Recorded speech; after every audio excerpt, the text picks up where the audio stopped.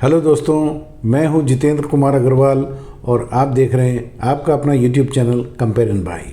आज हम बात करने वाले हैं नियासिनामाइड के बारे में।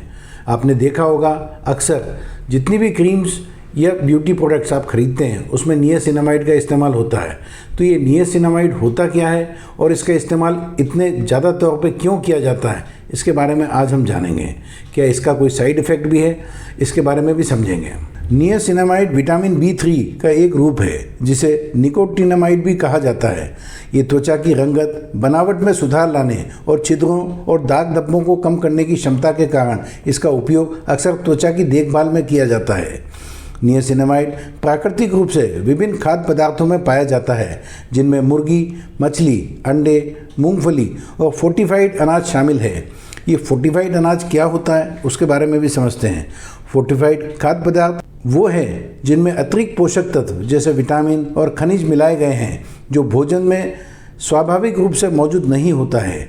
इन चीज़ों को शामिल करने का उद्देश्य भोजन के पोषण मूल्य में सुधार करना और स्वास्थ्य लाभ प्रदान करना है।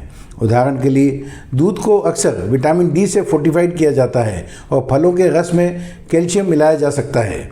नियासिनामाइड विटामिन B3 परिवार का हिस्सा है जो समग्र स्वास्थ्य और खुशहाली के लिए महत्वपूर्ण है। ये त्वचा की प्राकृतिक बाधा को बेहतर बनाने, सूजन को कम करने और हाइपर पिगमेंटेशन की उपस्थिति को न्यूनतम करने में मदद कर सकता है। पत्तेदार सब्जियां, मटर और एवोकेडो ऐसे हरे खाद्य पदार्थ के उदाहरण हैं जिनमें नियासिनामाइड और अन्य पोषक तत्व अधिक मात्रा में होता है जो स्वास्थ्य त्वचा के लिए महत्वपूर्ण होता है। इन सब्जियों से भरपूर आहार खाने से चमकदार स्वस्थ त्वचा को बढ़ावा देने में मदद मिल सकती है। विटामिन B3 का एक रूप नियासिनामाइड त्वचा के लिए कई लाभ प्रदान करता है, जिनमें शामिल है छिद्रों की उपस्थिति को कम करना, हाइपर पिगमेंटेशन और डार्क स्पॉट्स को कम करना और त्वचा की बनावट में सुधार करना या तेल उत्पादन को नियंत्रित करने में भी मदद करता है, जिससे ये तेलीय मुहासे वाली त्वचा के लिए फ़ायदेमंद होता है। इसके अतिरिक्त नियासिनामाइड त्वचा की नमी को बढ़ा सकता है और त्वचा की बाधा को मजबूत कर सकता है। इसलिए आजकल ज़्यादातर क्रीम में नियासिनामाइड का इस्तेमाल होता है। नियासिनामाइड सीबम उत्पादन को विनियमित करने में मदद कर सकता है, जिससे ये तेलीय या मुहासे वाली त्वचा के लिए फ़ायदेमंद होता है।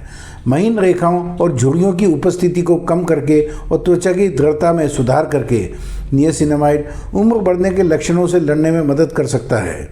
नियासिनामाइड जलन को शांत कर सकता है और लालिमा को कम कर सकता है, जिससे ये संवेदनशील त्वचा के लिए उपयुक्त हो जाता है।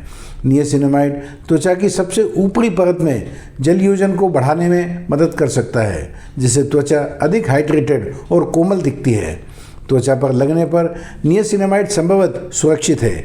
इसके कुछ छोटे मोटे उदाहरण हैं जिसको हम साइड इफ़ेक्ट्स भी कह सकते हैं, जैसे नियासिनामाइड क्रीम से हल्की जलन, खुजली या लालिमा हो सकती है, लेकिन ये लाखों में एक केस में देखा गया है। तो दोस्तों, मैंने आज आपको नियासिनामाइड का इस्तेमाल के बारे में बताया। नियासिनामाइड हर ब्यूटी प्रोडक्ट में इस्तेमाल होता है, इसी वजह से इसके बारे में मैंने बताया। मैं उम्मीद करता हूँ मेरा ये वीडियो आप लोग को पसंद आएगा। वीडियो पसंद आए तो वीडियो को लाइक करें, शेयर करें और सब्सक्राइब करें। बेल आइकन दबाना ना भूलें, जिससे मेरा कोई भी नया वीडियो आए उसका नोटिफिकेशन आपको ज़रूर मिल जाए। धन्यवाद।